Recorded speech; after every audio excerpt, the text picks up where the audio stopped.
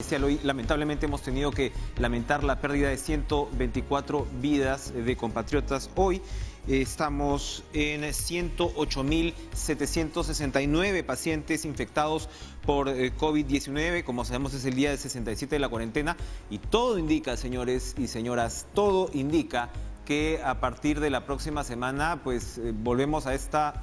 No volvemos, iniciamos una nueva normalidad donde nada va a ser como lo conocíamos probablemente, pero tampoco vamos a estar en la situación en la que estamos hoy. ¿Cuál va a ser esto? Seguramente pues, nos van a dar detalles las autoridades en los próximos días, pero vamos a conversar, por supuesto, con una de ellas y una muy importante. Jorge Muñoz, alcalde de Lima, se encuentra con nosotros esta noche. Le damos la bienvenida. ¿Cómo está usted, don Jorge? Gracias por estar con nosotros, como siempre, en Cara a Cara.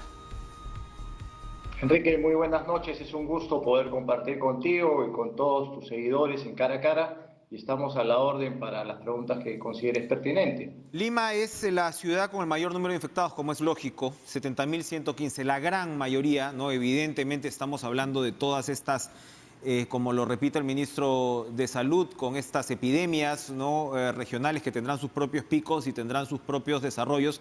Pero Lima es nuestra megalópolis y todas las noticias que vamos nosotros compartiendo tienen que ver mucho con los desafíos que se van a ir enfrentando y ya se enfrentan. Hablamos del mercado de frutas, hablamos de los nuevos protocolos en general para los centros de abastos y por ese lado yo quería comenzar conversando con usted porque realmente todo indica que el tema de los mercados ha sido probablemente el nodo crucial de los contagios que estamos viviendo y lamentando hoy y que por supuesto tendremos que reducir y cuidarnos mucho en las próximas semanas.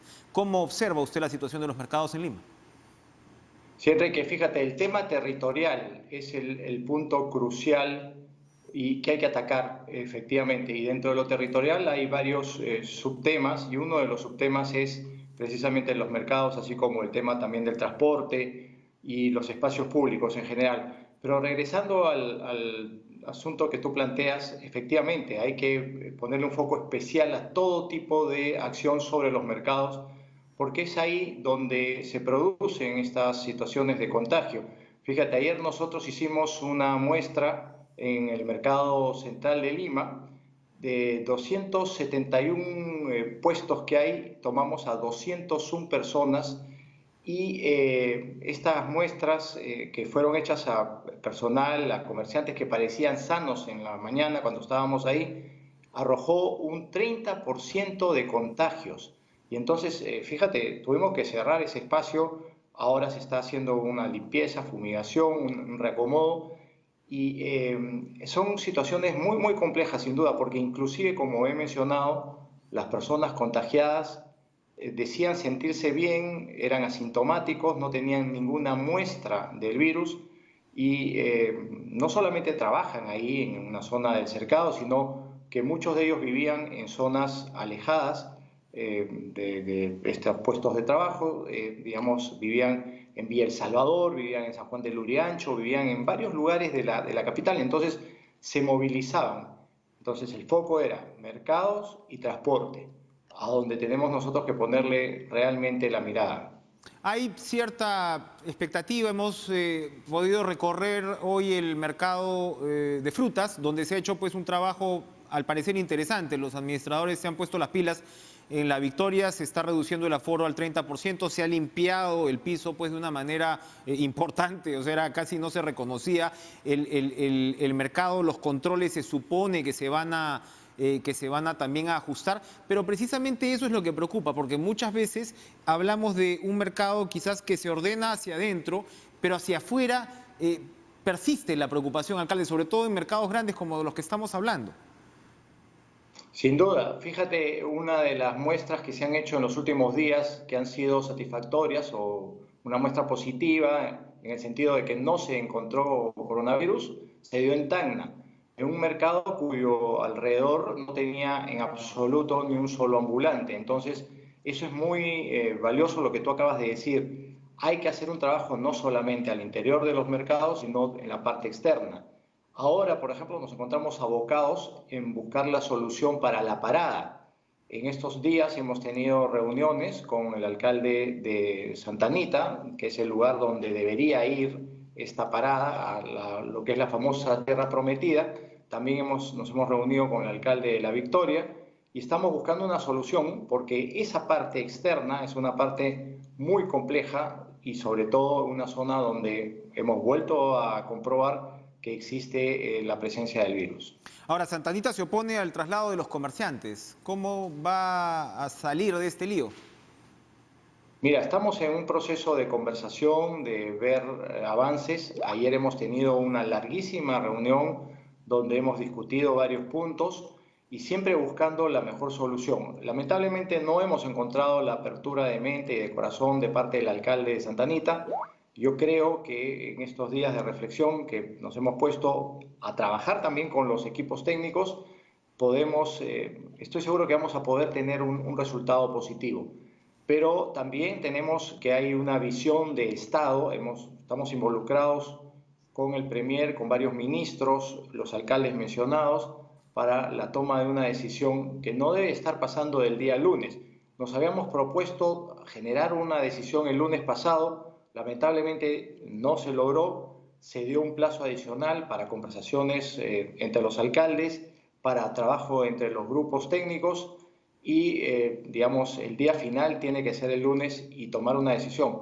Nosotros tenemos el espacio en Santa Anita, es un espacio de la Municipalidad Metropolitana, es la famosa Tierra Prometida, esto está así listo, dispuesto desde el año 2013, que se hizo un trabajo con la gestión de la señora Villarán y vamos a utilizar ese espacio de todas maneras, porque ahí deberíamos de tener una suerte de mercado modelo y además con las condiciones necesarias para que los comerciantes no estén en las calles, ensuciando las calles y además siendo foco de contaminación. ¿Se convenció el alcalde de Forsyth sobre el tema del Parque del Migrante que él había insistido? Porque me imagino que usted ha podido sentarse a conversar con él. Al final, ¿cuál ha sido el acuerdo? ¿Qué tipo de términos son los que se discutieron? Mira, se pusieron, Enrique, varios temas varias posibilidades sobre la mesa. George tenía la intención de que se utilizase el Parque del Migrante. Nosotros expusimos claramente que ese es un espacio que es un bien público de uso público, no se puede utilizar para esto, sería un retroceso también, y planteamos la posibilidad del cuartel Barbones. El Comando Conjunto nos hizo una exposición, quedó claro que tampoco, por un tema legal, al igual que el Parque del Migrante, no podía ser. Quedaban dos alternativas y estas opciones en realidad eran San Cosme, un espacio de la Municipalidad de La Victoria, y Tierra Prometida. Por dimensiones, por capacidad de recepción de comerciantes, queda Tierra Prometida como la posibilidad, la mejor posibilidad. Y eso es algo que hemos discutido los tres alcaldes para poder lograr este traslado. Todo indicaría que ese es el lugar adecuado. Hay que pedirle simplemente al señor Nole, a José Luis, que tenga un poco de apertura y vea que ahí puede hacerse un buen mercado, puede tener rentas, puede obtener también un apoyo de la municipalidad. Nosotros estamos dispuestos a ayudarlo con algunas otras obras en el distrito. Estoy seguro que el Ejecutivo tendría también esa misma naturaleza y podría ser de esta situación una situación donde saque, en el buen sentido de la palabra, provecho para su comunidad. Y es un arranque, ¿no? Digamos, un nuevo inicio en el sentido que los comerciantes que se trasladarían ahí evidentemente pues serían chequeados, testeados y habría pues una claridad para que no ingrese nadie, al menos en términos de comerciantes, que esté infectado. Así es, eso es parte de un protocolo que se ha discutido con el MINSA. El MINSA dice que hay dos elementos que siempre tienen que estar presentes para la reactivación económica. Uno, aunque pueda parecer muy simple y muy sencillo, es la distancia social. Y dos, en aquellos lugares donde la distancia social no es muy viable o por el tipo de naturaleza del comercio o del negocio, va a haber alguna llegada adicional de gente, o sea, un poco de aglomeración, tienen que haber pruebas, tiene que haber chequeos, tiene que haber la constancia de que las personas no están contaminadas. Y eso es muy importante porque, como te contaba, de los comerciantes que nosotros les tomamos las pruebas en el mercado central, todos eran asintomáticos. ninguno de ellos se sentía mal, ninguno de ellos tú lo veías con algún signo de que estuviese contagiado. Es más, cuando hemos hecho la muestra, yo he estado conversando con ellos y muchos de ellos estaban muy contentos de que pudiésemos tomarles las muestras, estaban felices de poder salir finalmente, ellos decían, vamos a salir sanos, limpios y vamos a poder manejar mejor todavía nuestro mercado. Bueno, 30% de ellos arrojaron que tenían el COVID-19. Impresionante, eso nos recuerda pues el tipo de enemigo al que estamos enfrentando en estos momentos. Usted comenzaba esta conversación señalando el tema territorial. Quería preguntarle a qué se refiere exactamente. Estamos hablando, bueno, por supuesto, estamos hablando pues de diferencias en algunos casos entre distritos, pero también estamos hablando de lo que hemos conversado nosotros ya 2 o 3 veces, la posibilidad de, digamos, estrategias focalizadas según la situación en una ciudad pues tan grande y compleja como la nuestra. Cuéntenos, por favor. Mira, Lima es una ciudad país, Lima es una ciudad que tiene más de 10 millones de habitantes, con muchas diferencias, con muchas necesidades, con muchas carencias, y es una ciudad donde tenemos justamente que encontrar que no todo se puede tratar como si fuese, y lo he dicho en más de una oportunidad, un brochazo. En ese sentido, y además teniendo en cuenta que hoy en día se ha roto la cuarentena de facto, porque basta con mirar la calle y te das cuenta que la gente ha roto la cuarentena de facto. Entonces nosotros hemos hecho una propuesta en lo territorial, es decir, en los espacios físicos, en cada una de las jurisdicciones, para que esta cuarentena también sea una cuarentena diferenciada, donde se focalicen las acciones, donde se necesite realmente una mejor intervención del Estado. Y cuando hablo del Estado me refiero a todos los niveles de gobierno del Estado. Para poder graficar esto, varias personas me han preguntado cómo operaría. Si salimos de Lima y nos vamos al territorio nacional, tenemos Loreto y Lambayeque como zonas muy complejas. Pero si miramos el mapa, tenemos zonas como Tacna, Moquegua, el mismo Puno, Abancay, que tienen poca incidencia de COVID.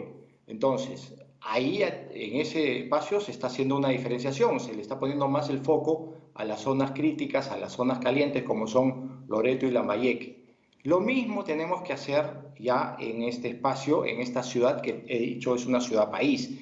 Tiene que haber unos focos mucho más, digamos, prendidos para poder hacer un trabajo en aquellos lugares donde hay más necesidad. Pero para eso, Enrique, ¿qué se necesita? Se necesita partir de algo también que es elemental, tener información.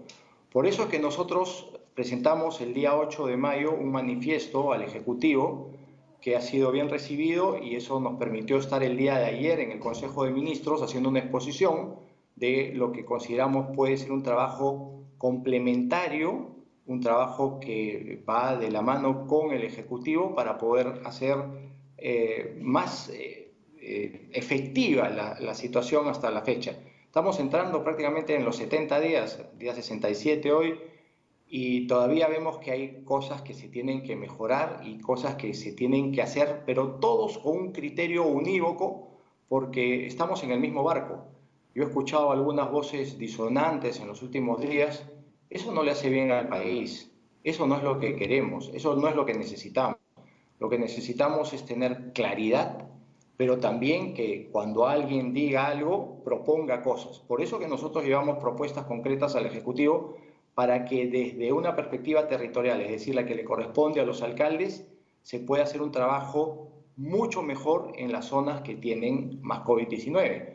Sabemos, ya tenemos un mapa muy claro de dónde están esos distritos y ahí es que se tienen que hacer inclusive las cuarentenas focalizadas, donde se podrían hacer cosas diferenciadas como de pronto algún confinamiento más temprano o trabajar con más capacidad de pruebas en mercados, más limpieza, más fiscalización, en fin, ponerle el foco, eso es una cuarentena focalizada, ponerle el foco al sitio donde está y se presume o se tiene evidencia de que está el coronavirus. En este par de minutos que nos quedan, hablemos del tema de transporte, que evidentemente es fundamental, pero yo quería comenzar preguntándole por qué los representantes de la municipalidad han renunciado al Consejo Directivo de la ATU, la Autoridad de Transporte Único de Lima y Callao. Lo he dicho en más de una oportunidad, nosotros creemos en lo que debe ser el concepto de la ATU, creemos en la ATU, creemos que esto es algo bueno, tener una sola unidad para el manejo del transporte, pero en lo que no creemos es cuando no hay la información debida o cuando hay situaciones de obstaculización o cuando no se rinden cuentas claras. Y hemos hablado también que en los últimos tiempos ATU ha recibido 50 millones de soles para desinfecciones y las rendiciones de cuentas no han sido claras según lo que los propios directores nos expresaron. Todas esas razones llevaron a ellos, a los 3 directores de la Municipalidad Metropolitana, a poner su carta de renuncia.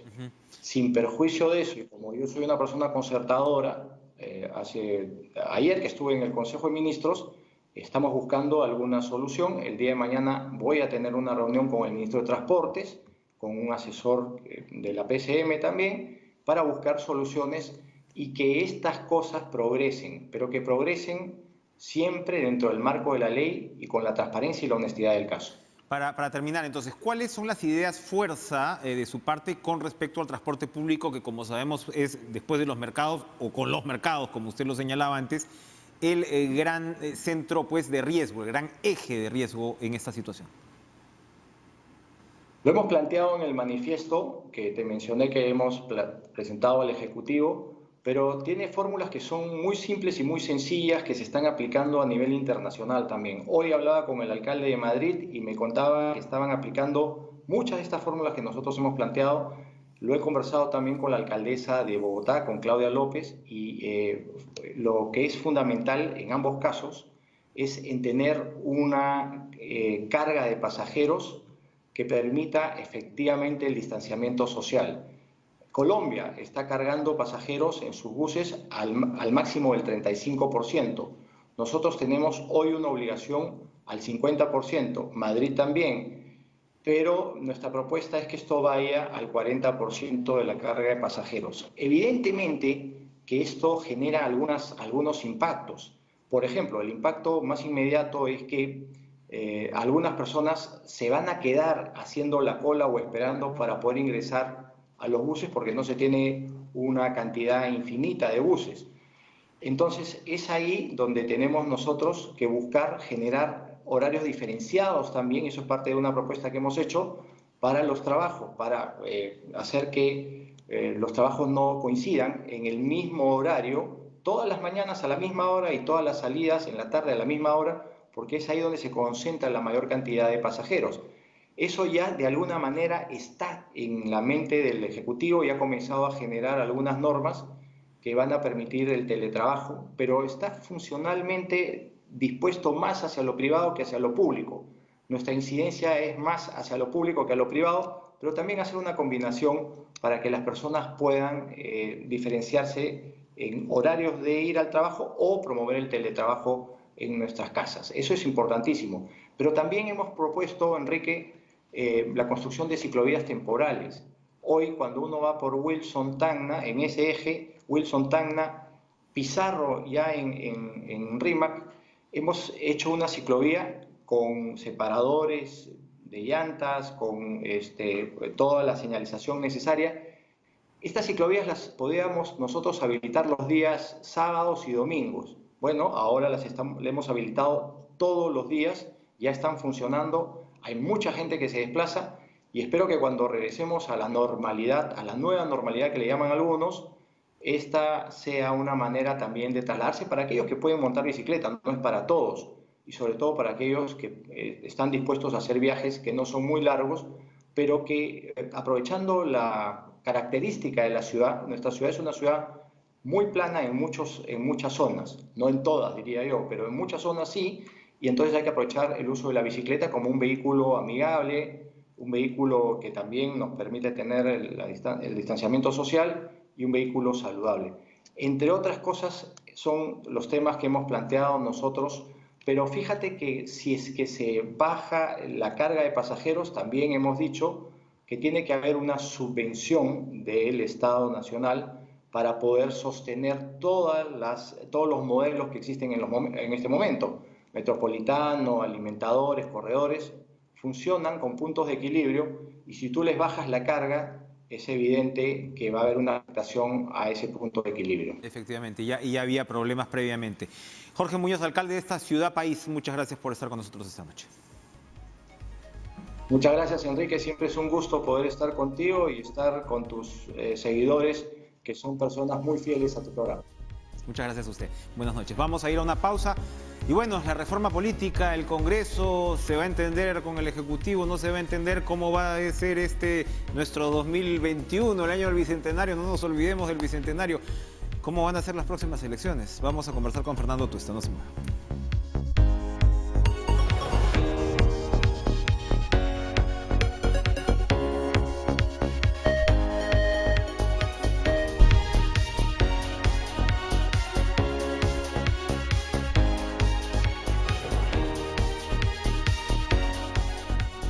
Bueno, ¿qué va a pasar en el 2021? Ayer conversábamos largamente con Carmen Omonte, la congresista. Ella señalaba, entre otras cosas, que estaban impulsando la alternancia y la paridad más bien para adelantarla, que el presidente Martín Vizcarra había sido mal informado, que el proyecto va por ese lado. En fin, hay varios factores, ¿no?, que están en juego para el 2021, pero uno primero, que quiero conversar con Fernando Tuesta, expresidente de la Comisión de Alto Nivel para la Reforma Política. ¿Cómo estás, Fernando? Gracias por estar con nosotros. Muy buenas noches.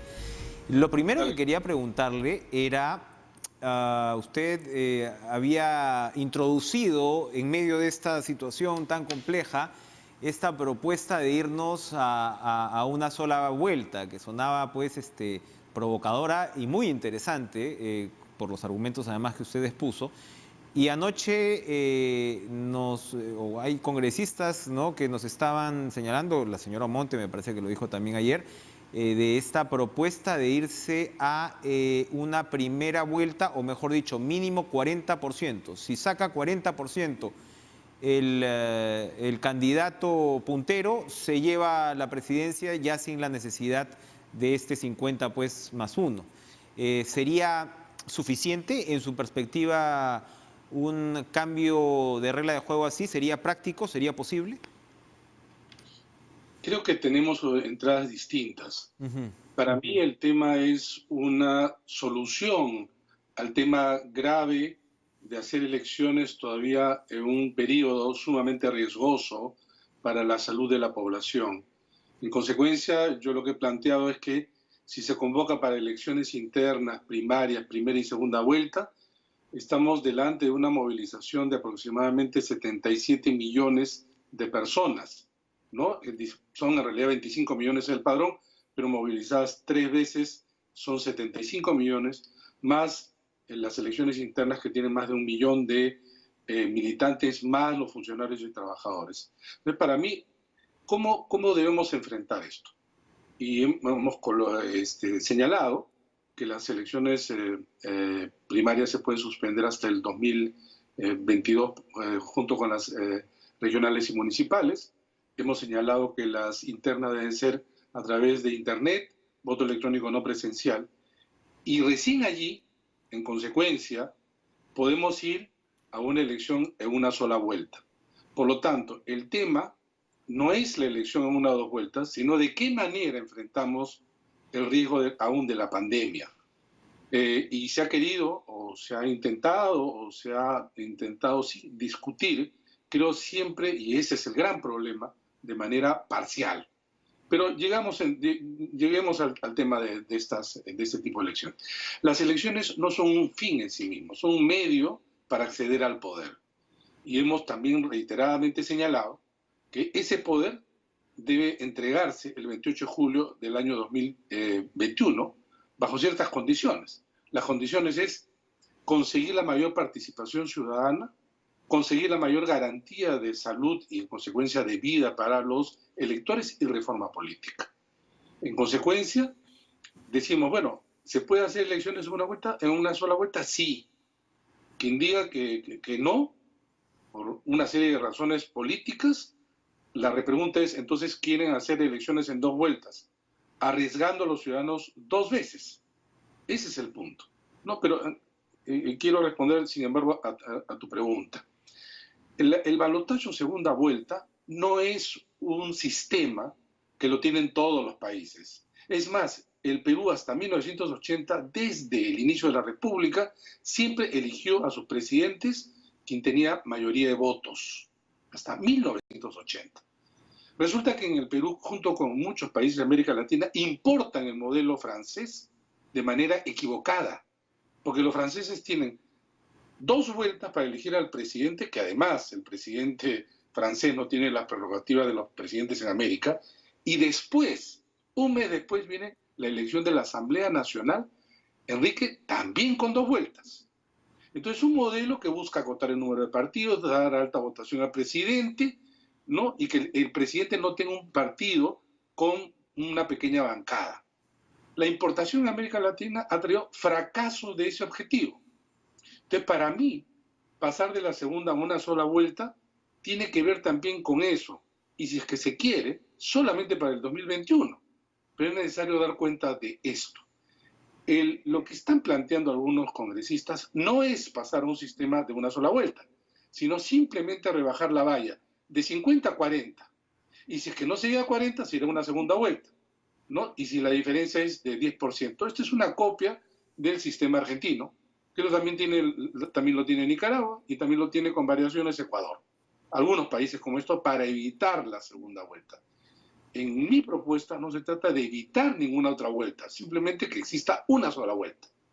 Ahora, el problema práctico que hay ahí es que tenemos una clase, digamos, política que me parece se beneficia de alguna manera de este balotaje. Se beneficia, digo, en el sentido que espera la atomización. Ahora tenemos pues 10 bancadas, entonces ellos no quieren en general ir hacia esta idea central también de una suerte de embudo, que tengamos menos partidos, que tengamos una estructura de bancadas políticas más ordenada. Entonces la resistencia que puede haber es muy grande, ¿no?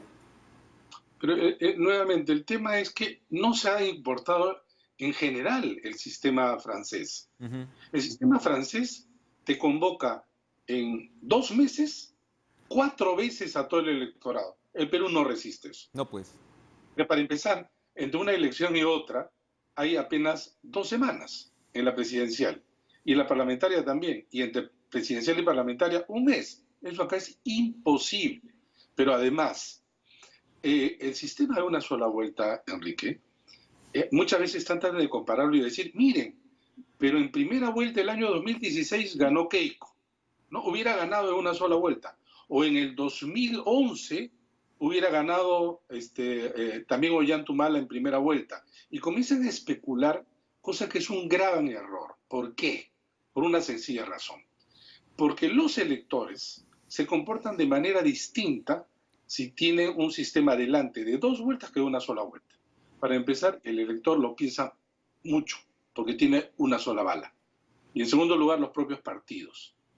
Entonces, no es que en la segunda vuelta se acote el número de partidos y en la primera no. Al contrario, hay una concentración hacia los candidatos más fuertes.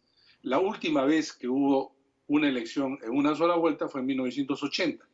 ¿Quién ganó? Fernando Belaúnde Terry. ¿Con cuánto? Con 45% de los votos.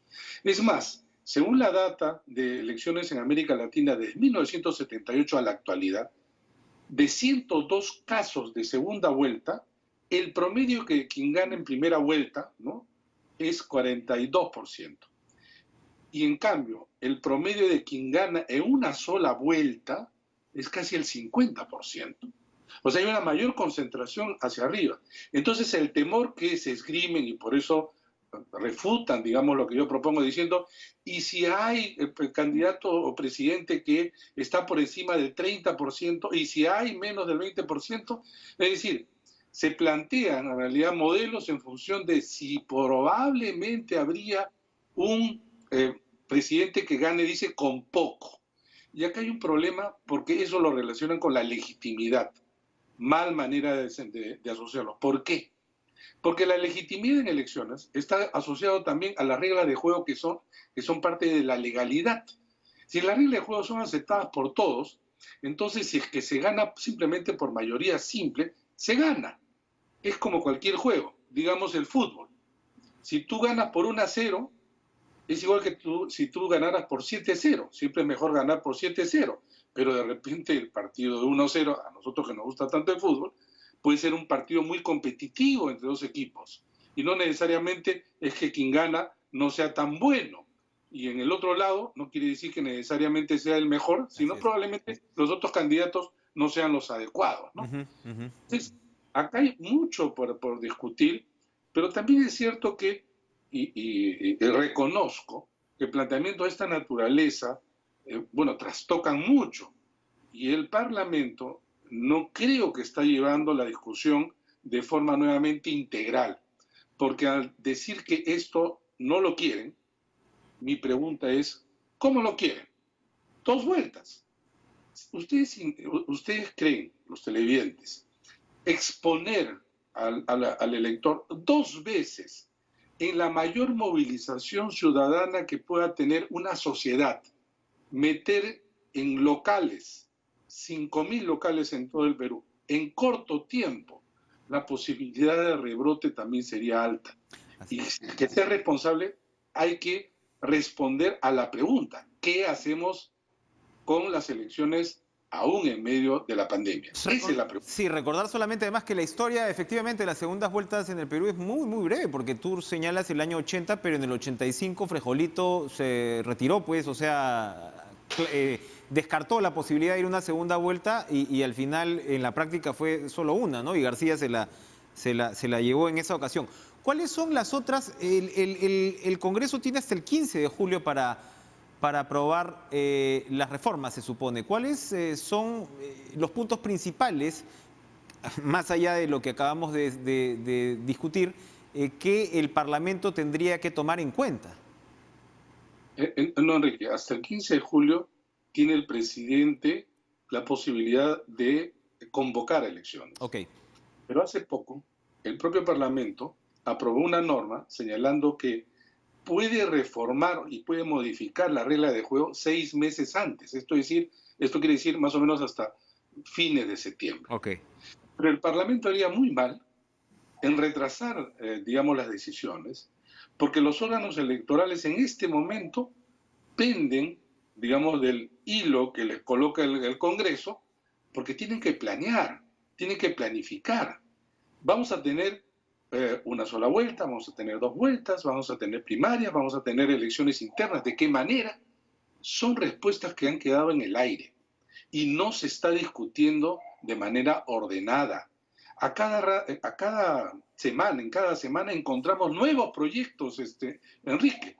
Ahora hay un proyecto, por ejemplo, para que haya voto facultativo, luego otro para que exista voto facultativo por los mayores de 60 años, luego hay otros votos para dispersos sobre alternancia y paridad, etcétera, cuando ya se había avanzado justamente en un paquete que tenía que ajustarlo este Congreso. Y lo que está haciendo este Congreso es amontonar más proyectos de ley. Y lamentablemente, y hay que decirlo nuevamente, no bien sustentados.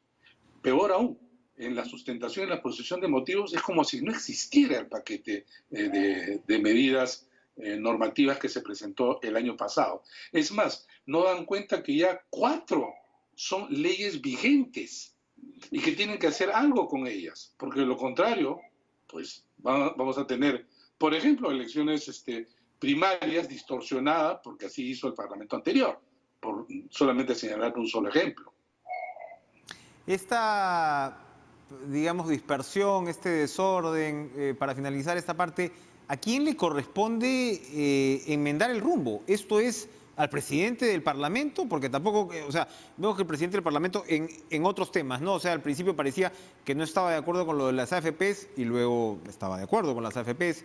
Hemos conversado con él sobre el mismo tema del voto de confianza. Él dijo que iba a ser sobre el interregno parlamentario y ahora también nos dicen que va a ser un voto de confianza, digamos, en toda regla. ¿A quién le corresponde llevar ese liderazgo, Fernando? ¿Podemos esperar un grupo de congresistas que de repente se deberían poner las pilas rápidamente y formar un grupo que pueda jalar a los demás entonces? Mira, la cantidad de congresistas que tienen experiencia es muy poca.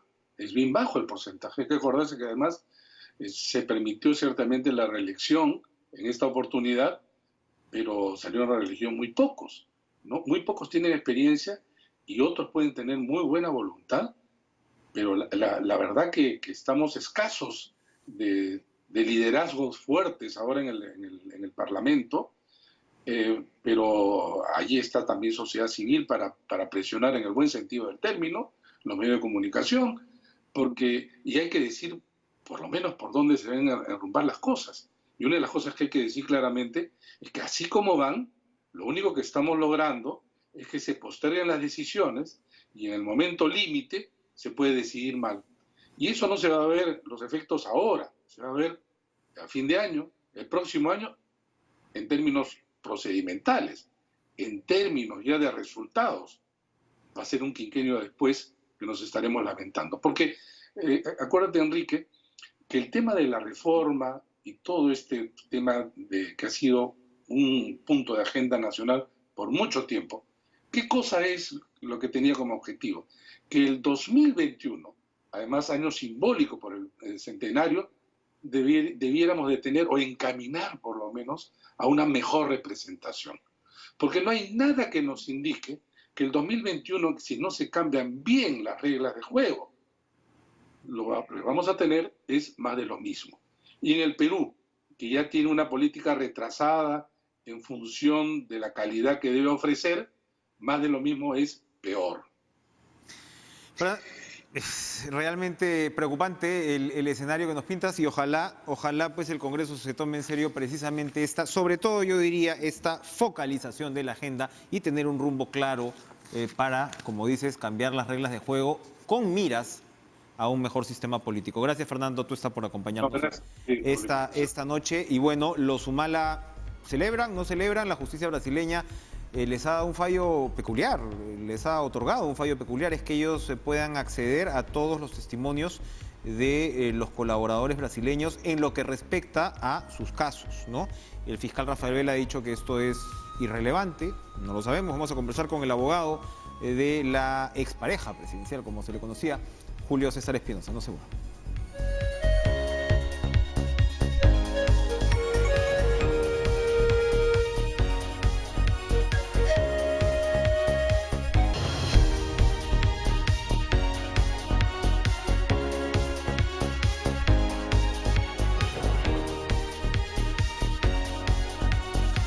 La justicia brasileña le ha otorgado a la defensa de Ollanta Humala y Nadine Heredia acceso al testimonio de los colaboradores brasileños que hayan declarado sobre sus casos. Esto la defensa pues lo ha recibido de muy buena manera. La fiscalía, por el contrario, ha señalado que esta es una decisión que parte de un punto equivocado. Y por último, el fiscal Rafael Vela ha dicho que no es trascendente. Vela, además, ha solicitado que las declaraciones precisamente provenientes de Brasil sean consideradas prueba anticipada para acelerar lo que serían pues los procesos penales contra el expresidente y su esposa. Vamos a conversar con Julio César Espinosa para que desde la perspectiva, por supuesto, abogado de Ollanta Humala y Nadine Heredia, para que desde la perspectiva de la defensa nos narre qué significa, para empezar, esta decisión de la justicia brasileña. ¿Cómo está, doctor Espinosa? Gracias por estar con nosotros. ¿Cómo estás? ¿Qué tal? Encantado. Cuéntenos, por favor, cómo interpretan ustedes esta decisión de la justicia brasileña. Bueno, es una decisión emitida hace 2 días, el martes 19, por el Tribunal Supremo Federal de Brasil, equivalente a la Corte Suprema acá en nuestro país, y ha definido, luego de un proceso que llevó más o menos 2 años de litigio en los tribunales brasileños, que en el procedimiento llevado adelante para la recepción de las declaraciones de los colaboradores eficaces que declararon en Brasil y fueron trasladados a la justicia peruana a través de los actos de cooperación entre Fiscalía de Brasil y Perú, se habría, y dice literalmente la sentencia del Tribunal Supremo, se habría producido una información selectiva, que se habría recabado declaraciones o información parcial, que evidentemente han sido orientados para desarrollar o sostener la tesis de la Fiscalía, pero que al ser selectiva se habría producido una transgresión al derecho de defensa, porque nuestra defensa y nuestros abogados corresponsales en Brasil siempre sostuvieron que había más información que la declaración de los colaboradores en Brasil, en sus propios procesos de delación y los documentos que acompañaban esos procesos en Brasil, servían de mucho para nuestra defensa, para poder contrastar, para poder en cuestión, para poder establecer si lo que decían los colaboradores era o no veraz. Y entonces la justicia brasileña ha establecido que se transgredió el derecho de defensa desde el momento en que en Brasil no se nos dio acceso a todo el cúmulo, todo el bagaje de información, repito, pruebas, documentos, testimonios que acompañaron a esos procesos de delación que se siguieron contra los altos funcionarios de la empresa Odebrecht. Si esto es así, entonces lo que ha dispuesto la justicia brasileña es que se abra esa información, se brinde el acceso a los abogados, se nos permita conocer toda esa información y poder utilizarla en la medida que sirva para poder contrastar o responder a las imputaciones que se han hecho por el delito de lavado de activos contra el expresidente Humala y contra su señora esposa. Eso es en síntesis lo que ha definido el Tribunal Supremo. ¿Qué responde a la solicitud de la Fiscalía para que precisamente las declaraciones de los colaboradores sean consideradas prueba anticipada en la justicia peruana? Bueno, no solamente es ilegal, sino que es innecesario, porque nuestro proceso tiene ya reglas definidas. El proceso en el cual se están comprendiendo al expresidente y a la ex primera dama es un proceso con reglas ya planteadas. Es como, para explicarlo en términos simples, si me lo permites, es como si al minuto 40 del juego, del partido de fútbol, el contrincante decide que el partido ya no se juega con 11 jugadores, sino con 6. Y cambia totalmente las reglas de juego, alterando obviamente las reglas básicas de un proceso debido donde las leyes, las normas que deben aplicarse ya están definidas siempre con anterioridad. Pretender que se considere prueba anticipada las declaraciones ya brindadas por los testigos brasileños significa, para decirlo en cristiano, en términos simples, para que lo entienda la ciudadanía, significa que estos señores brasileños, colaboradores eficaces, ya no van a venir a declarar acá ante la justicia peruana, ante los tribunales peruanos, ni siquiera a través de videoconferencia, que es el método, digamos, universalmente utilizado y con mayor razón en estos últimos tiempos. Y bueno, que se le va a dar validez a las declaraciones que brindaron en su condición de testigos ante la Fiscalía brasileña y peruana. Y esa regla o esa metodología transgrede totalmente las reglas que ya están establecidas porque es derecho de los inculpados en un caso de tanta complejidad y tanta gravedad, además por la pena que se está pretendiendo, es derecho fundamental el poder interrogar a esos testigos que son la principal prueba de cargo e interrogarlos frente al tribunal, no frente a un fiscal, sino frente al tribunal que llevará adelante eventualmente un posible juzgamiento. Si usted tiene que resumir, evidentemente pues ustedes en la estrategia que llevarán a cabo accederán, ¿no?, a esta información que la justicia brasileña les está dando y harán lo que les toque hacer, insisto, como estrategia de defensa.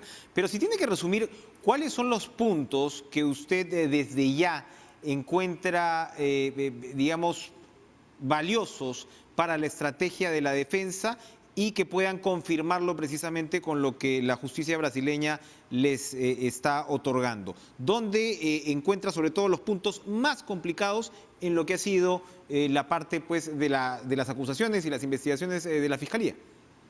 Bueno, para nosotros es muy importante dos aspectos. Establecer toda la información que existe en Brasil para determinar si en efecto ha habido una decisión ilícita para destinar aportes a campañas políticas de otros países, en este caso de nuestro país, y también conocer el origen de los fondos.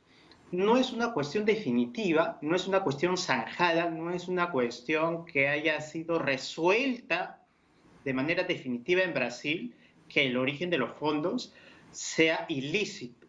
El origen de los fondos que según la empresa han destinado para aportes a campañas políticas. Y si eso no está definido en Brasil es porque hay información adicional, hay pruebas, hay documentos, hay testimonios diversos que para nosotros son importantes y que permitirían poner en cuestión esa hipótesis de la Fiscalía. Y eso, evidentemente, es un asunto medular para establecer un posible delito de lavado de activos acá en la justicia peruana. Entonces, Muy bien. esos dos aspectos, repito, el origen de los fondos, la generación de los recursos para establecer si ha habido o no un origen ilícito, es un elemento esencial para poder establecer, repito, una imputación por delito de blanqueo o lavado de activos en la hipótesis del Ministerio Público. Doctor José Luis Julio César Espinosa, vamos a ir por favor a una pausa y regresamos con más. No se mueva. Sí, encantado.